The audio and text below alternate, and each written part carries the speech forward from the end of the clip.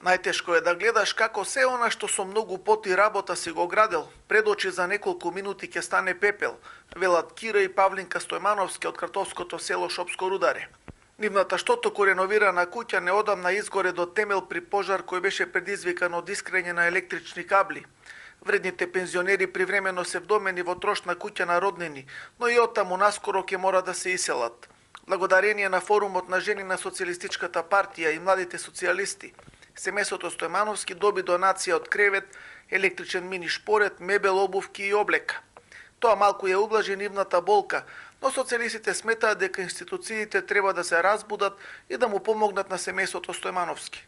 Реализацијата на програмските активности ќе ни овозможи и промоција на Социјалистичката партија, но ќе побудиме внимание кај институциите во државата за да се реши овој случај. Жените, свесни за ова состојба, чувствуваат потреба да не бидат неми посматрачи, туку да земат активно учество и да се вклучат во разрешување на одделни појави и проблеми. Зимата е на прак, а баба Павлинка и дедо Кира немаат ниту дрва за грејење. Апелираат до сите хумани граѓани да им помогнат, затоа што и старите лица имаат право на достоинствен живот.